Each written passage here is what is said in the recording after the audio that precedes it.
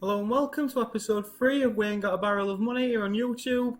It's not been a bad start. We keep ticking over. We're definitely a mid-table side, but we are getting decimated by injuries and suspensions. We've got Swindon Town up next, away game, followed by a game against Stockport, which two really winnable games. We've just played Manchester City, who showed the golfing class. Players like Sean Gota and Paul Dickov getting on the score sheet. Before this one, we're going to have a little look at the Liverpool team of this era. Before getting into our game against Swindon even, not Sweden. Let's see how we get on.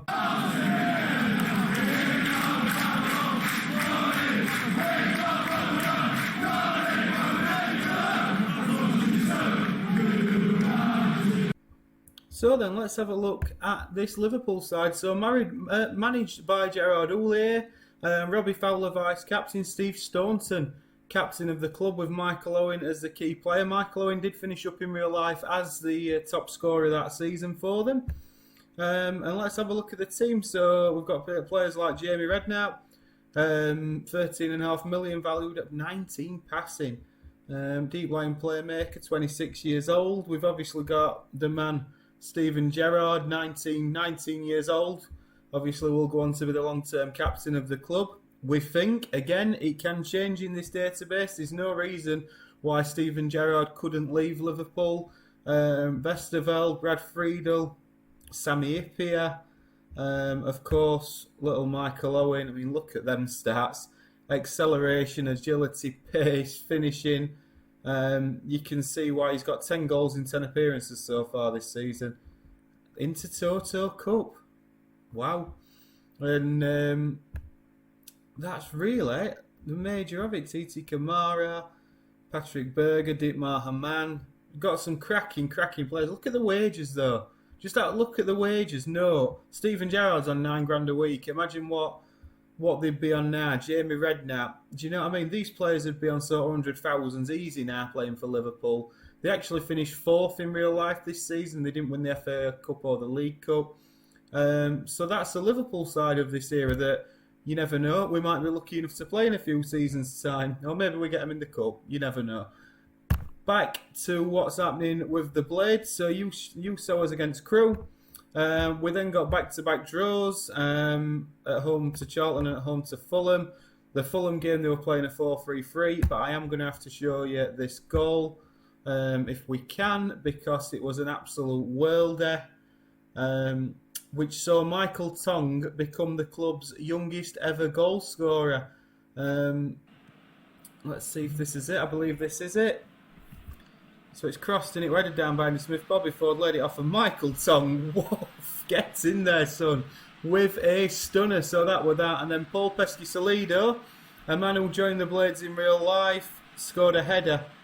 Yeah, he's about 5'7", Paul Pesky-Salido, but managed to score a header past us, and that was a 1-1 draw. Swindon up next now. We had a commanding win against Walsall, by the way, in the middle of that. Bruno Ribeiro is back fit, so that's a big plus for us. Paul Devlin's injured, which is a mare. 11 days to 3 weeks. So Rob Kozluk's suspended, which means we're having to juggle it around a little bit, and we have been doing. I were going to stick Michael Tong back on that right hand side. I'm training him to play on the left, but it's going to be Marcus Bent, who was sent off on his last appearance for us, who's going to play there. So the team for the Swindon game away: Simon Tracy in goal, the back four of Axel Smeets, Sean Murphy, Lee Sanford and Wayne Quinn. Sean Derry anchor in the midfield with Bobby Ford and Bruno Ribeiro just in front. Dane Whitehouse on the left. Marcus Bent playing on the right hand side with Martin Smith as the lone striker up front. Yes, we know they're lacking a bit of match fitness, Marcus Bent especially, but he owes me one. And I think coming into the first transfer window, that will be where we look to strengthen. A quick look at their side. Players of any note: Ifeanyi Ura spent a short time with the Blades later on in his career. Grazioli. Did he end up playing for, I want to say, Barnet? Or somewhere like that when you were older? I think he went to Barnet. If there's anybody watching who does know, let me know on that. I'm sure it were him. Quavo, he seems to be their main man, top goal scorer, most assists, so he's the danger man. But he is playing down our left-hand side, and he's going to be running up against Wayne Quinn, who I fancy will sort him out. So, into the dressing room we go. Let's passionately give the fans something to cheer. And, of course, we go again. So, it's been brilliant so far, honestly. It's been that enjoyable playing with this. And like I said, we're picking up results as well. I don't know if I showed you the league table. We're comfortably 13th. The real Sheffield United team finished 17th in this season and changed managers halfway through. Hopefully that's not going to happen here. But it's been a fantastic start, and I can't complain at all. We are currently 8 points off the playoffs. And we're quite a way clear of the bottom three as well. So we're really exactly where we should be. We're a mid-table championship side, which is what we were at this time in history. A lower mid-table side, it must be said. But it's been a quiet start here at Swindon. We are still playing this counter-attacking formation. We did actually give Man City a little bit of a scare as we pulled the goal back sort of after 65 minutes. But they slammed us they killed it off in added time. As Bobby Ford strike one from range. Bobby Ford's been outstanding for me so far, as has Sean Derry. Jonathan Holt's the man that's disappointing me in midfield at the moment, but I can't seem to get a decent game out of him. But hopefully I'm going to do at some point. Sean Derry now in the midfield, into Bobby Ford, back to Derry, exchanging passes. Bobby Ford now. There's probably a pass on to Wayne Quinn, that's the one he chooses. And Dane Whitehouse is down the left, but not before it's into Bruno Ribeiro. Skips past one man, into Bobby Ford. Bobby Ford strikes it, and it's blocked, and now Swindon can counter-attack. Bobby Ford's across to try and recover it, and he does so very well. Marcus Bent, though, doesn't pick up the loose ball, and now Swindon will break into our half. He's skipped past Wayne Quinn. Quavo. Fortunately, Simon Tracy's down well to his right-hand side, as Simon Tracy has been ever dependable in the Sheffield United goal so far this season. But really, I mean, this is not... I mean, we're not doing too bad. We've had 5 shots, we just haven't had one on target yet. Swindon are in the relegation zone. It is a game that you would expect as possibly to get something from, but at the moment, like I said, we're having to sort of juggle it without the wingers. Bruno Ribeiro to whip one in, he does. Oh, and it's all the way past everybody. It's overhit. And now we'll look to try and win it back high up the pitch, which Marcus Bent does, and Marcus Bent's into the middle. He strikes it. Maybe a little bit of lack of sharpness there, as Marcus Bent went for one goal. Dane Whitehouse is on a 6.3, which is not particularly what we wanted.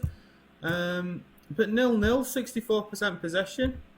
I'm not overly happy with performance at all. I'm going to tell Dane Whitehouse that I'm not happy, and he's fired up. Hopefully that will fire him up and give him a bit of a rocket as we kick off this second half. Wayne Quinn into Dane Whitehouse. I mean, we haven't had a shot on target yet, which is disappointing because Martin Smith's been banging him in really. He doesn't get many chances in a game. We're not that sort of side where we're creating multiple chances, but we does normally stick him in should we get one. Swindon corner, whipped in, it's headed towards goal, Grazioli, but just over the bar. And we will be thinking about changes in 10 minutes time, so it's whacked away down the left, we don't pick that up. And this Quavo's causing us some problems down this side. But Lee Sanford wins that well. Whitehouse into Bruno Ribeiro. Bruno Ribeiro getting in each other's way, him and Sean Derry, but he takes control of it. It's into Bobby Ford, back to Sean Derry, Ribeiro, down the left for Whitehouse, looking to beat his man. Can he get a cross in? He can! It's a total fluke! But Dane Whitehouse, after his rocket at half-time, I don't particularly know what happened there, but he's managed to get a goal. It's a nice little bit of interchange in the midfield. Ribeiro knocks it out to Whitehouse, looks to cross early. Has it took a deflection? Maybe not. He sort of just mishits it. Keeper's gone to sort of claim a cross. But Dane Whitehouse, with his third goal of the season, will probably now jump from a 6.4, which he has, to a 6.9. However, we've got defending to do. And we don't do it as if Jan Jura equalises immediately.